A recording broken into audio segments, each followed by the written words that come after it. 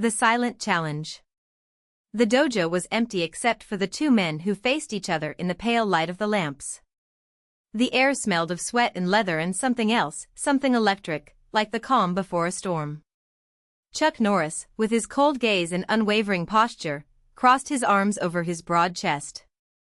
Bruce Lee, light as a breeze, barely seemed to touch the ground as he moved in small circles, his eyes fixed on his opponent. "They say you're fast," Chuck said, his voice deep, almost a growl. "But speed isn't everything." Bruce smiled, a flash of white teeth against tan skin. "Then test me." The words hung in the air like a challenge thrown to the wind. Chuck Norris was a man who didn't back down, who faced lions with his bare hands and emerged from any confrontation unscathed. But there, in front of that man, small in stature but immense in presence, something in his instinct made him hesitate. Bruce didn't wait. In a movement so fluid you could barely see it, he advanced. There was no scream, no preparation, just the sound of a punch cutting through the air. Chuck reflexively blocked, but the impact sent him back half a step. Before he could react, Bruce was on the other side, his open hand hovering inches from his throat. "Did you feel that?" Bruce asked, his voice soft, almost a whisper. Chuck didn't respond. "Not because I didn't want to, but because, for the first time in years, I had no words." What had just happened was not just speed. It was something beyond surgical precision, absolute control of the body and space. Bruce hadn't just attacked, he had shown. And then, as quickly as he had appeared, Bruce retreated, returning to his starting position. The smile was still there, but now there was something different in his eyes, a calm certainty, as if he knew the challenge had already been won. Chuck Norris took a deep breath. He was a fighter, a warrior, a man who knew no fear. But in that moment, faced with that silent demonstration of mastery, he understood a simple truth: some things could not be overcome with brute force. Some things demanded respect. And for the first time in a long time, Chuck Norris was speechless. The silence among the warriors.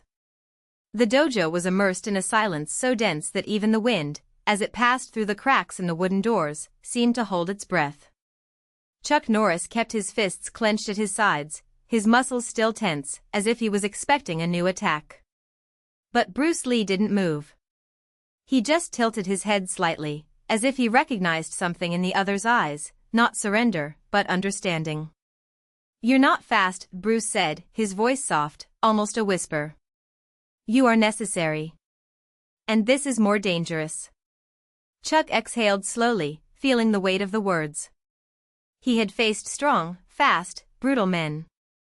But never someone who made him question his own nature. It wasn't fear. It was something deeper, the realization that, somewhere between strength and technique, there was a chasm he had not yet crossed.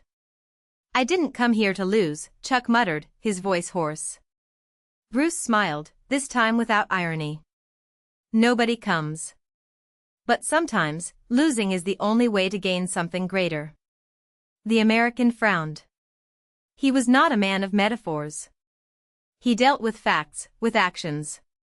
But there, in front of that man who seemed to anticipate every move before he even thought them, the words made sense in a way he couldn't explain. "What do you want?" asked Chuck finally. Bruce took a step back, creating space between them. "Let you see." And then, without warning, he moved again. Not an attack. Not a show of force. Just a gesture, a turn of the body, a sideways shift, as if the air around him was bending to accommodate him. Chuck followed the movement, eyes narrowed, trying to decipher the intention. But there was no intention. There was just fluidity. Suddenly, Bruce stopped. And he pointed to the floor.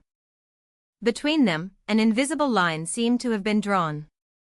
Not on the mat, but in the space itself. Chuck looked down and, for the first time, he saw, the path Bruce had taken wasn't just a detour. It was a lesson. "Fighting isn't about hitting," Bruce said. "It's about not being beaten. And for that, you need to understand that the enemy is not the other. It's what you think you know." Chuck felt the weight of those words like a punch to the stomach. He had spent his life believing that strength was synonymous with victory. That resistance was the only answer.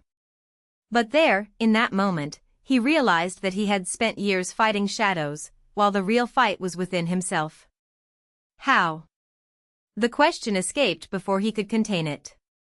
Bruce didn't respond right away. Instead, he extended his hand, offering it not as a challenge but as an invitation.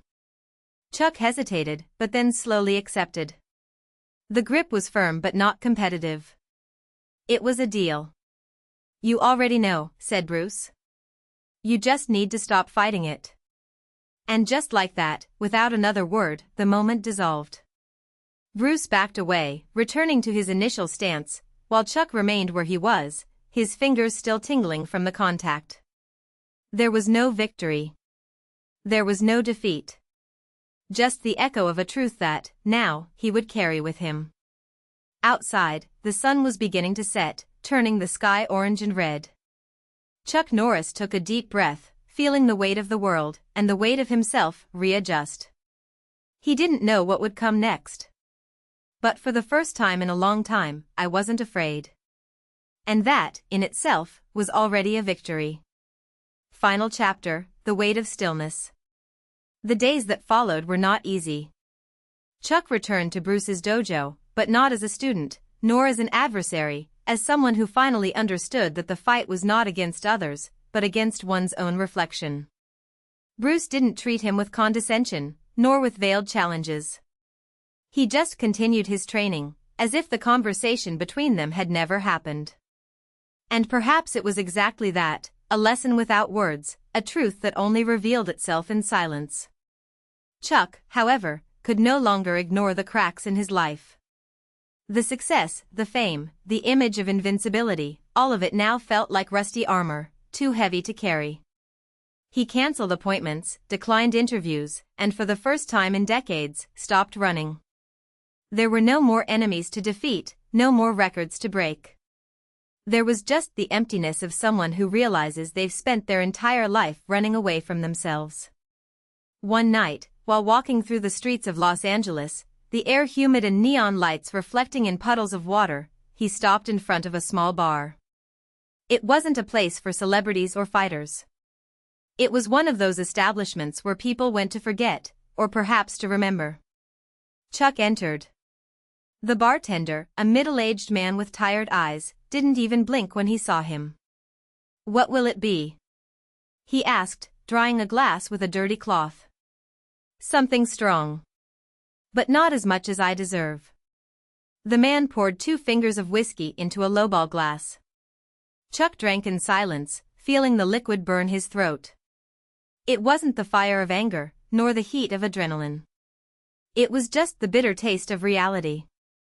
"You're Chuck Norris, right?" a voice interrupted. He turned around. A young man, no more than 20 years old, was standing beside him, his eyes shining with admiration. Chuck recognized that look. I'd seen it thousands of times, in fans, in students, even in opponents. It was the look of someone who wanted something from him. Strength. Courage. An answer. "I already went," he replied, placing some bills on the counter. "But I'm not anymore." The young man frowned, confused.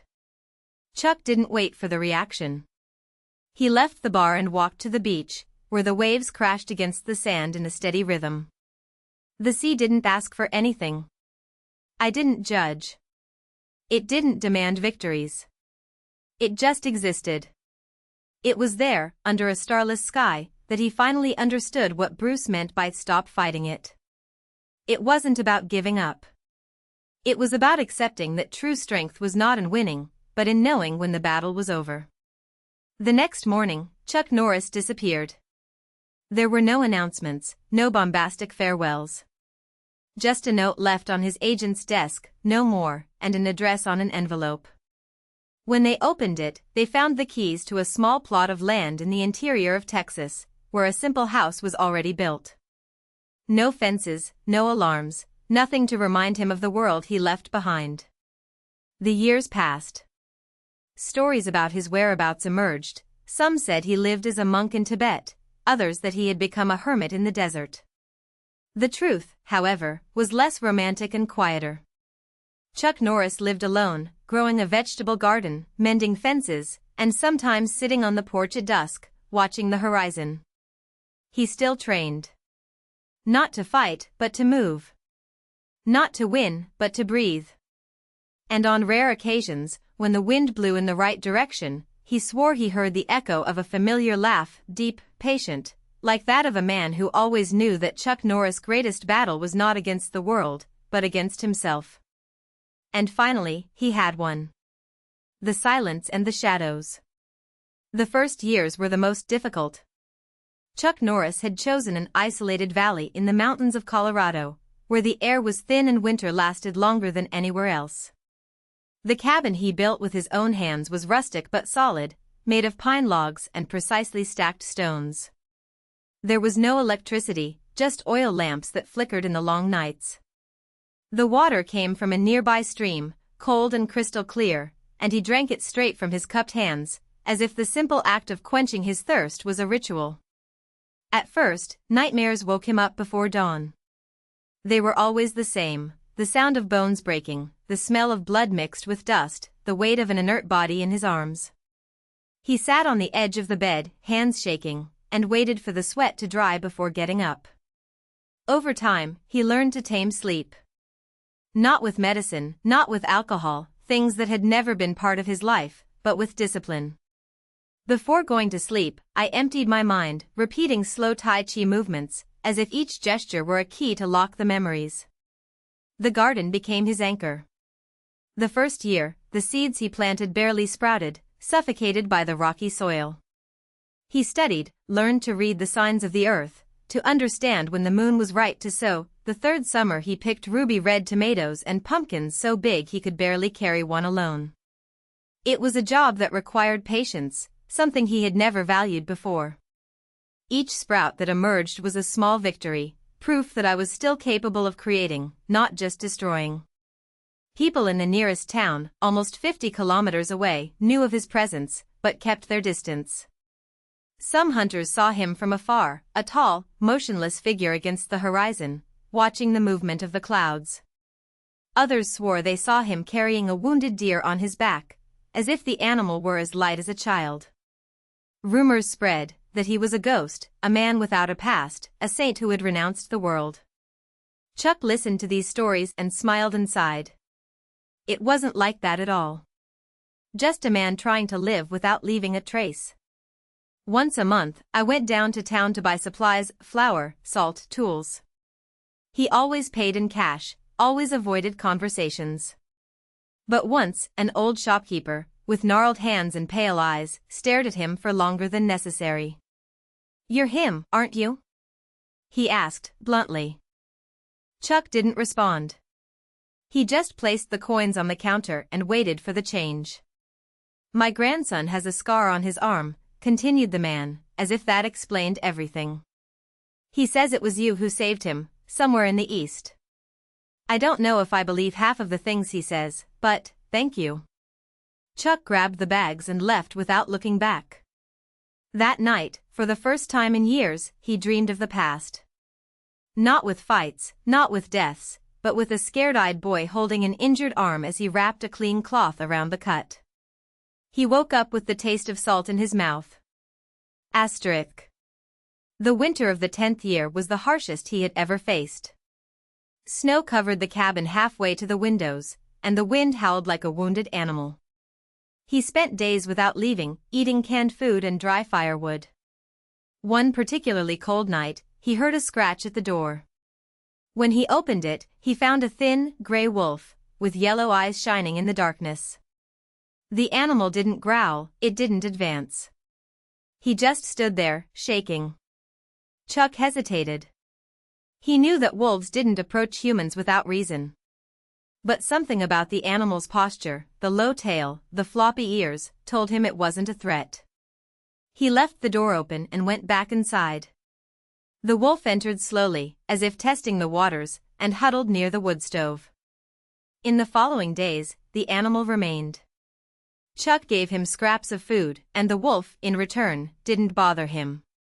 One night, however, while Chuck was sleeping, the wolf approached the bed and let out a low whine. He woke up at the same time as a loud bang echoed outside. Snow had fallen on the shed where he kept his tools, and part of the roof was about to give way. Chuck ran outside, the wolf close behind. They worked together, he shoveling the snow with his hands, the animal digging with its paws, until the danger was over. When he was done, Chuck sat down in the snow, exhausted. The wolf approached and placed its nose on his shoulder, as if to say, "It's okay." He never knew the name of the animal, but he called it Shadow.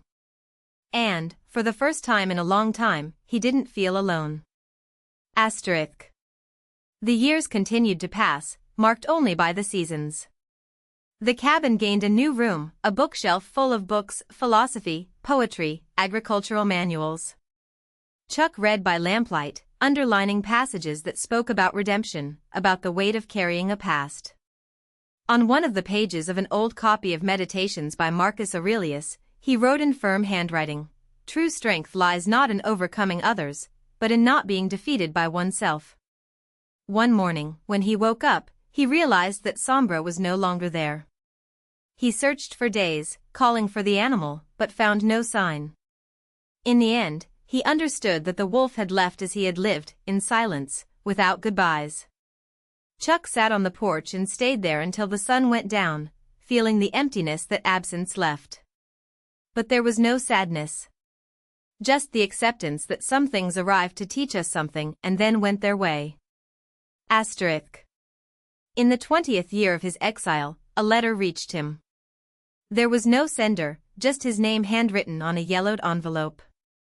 Inside, a single sheet of paper with a short message. "They still talk about you. Some say you died. Others say you never existed. But I know the truth. And I know you do too. Thank you." Chuck recognized the handwriting immediately. It was from an old friend, one of the few left from the times when the world knew his name. He burned the letter in the fireplace, watching the flames devour the words until only ash remained. That night, for the first time in 2 decades, he picked up the phone he kept stored in a wooden box. It was an old device, with no signal, but it still worked for one last call. He dialed a number he knew by heart, even though he hadn't used it in years. "Hello?" The voice on the other end was hoarse, tired. "It's Chuck." Silence. Then a low, almost incredulous laugh. "I thought you were dead." "Almost. And now?" Chuck looked out the window, at the snow-capped mountains, at the starry sky that stretched endlessly. "Now, I'm ready." He hung up before the other could respond. There was nothing more to say. Asterisk. Last winter was different. He felt his body slower, his bones heavier. It wasn't pain, just the weight of years. One morning, he woke up with difficulty breathing. I knew what was happening, but there was no fear. Just an eerie calm, like everything finally made sense. Prepared. He lit the stove, made coffee, wrote one last entry in his diary. The greatest fight is not against others. It is against the man we were. And, sometimes, winning means stopping fighting. Then he sat in the rocking chair on the porch, with a blanket over his shoulders.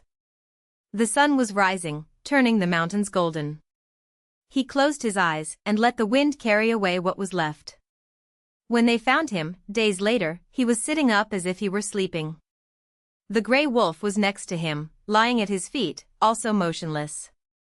No one could say how long the two stayed there, together, under the infinite sky. And, somewhere, a familiar laugh echoed, deep, patient, like that of a man who always knew that Chuck Norris' greatest victory was not over the world, but over the shadow he carried within himself.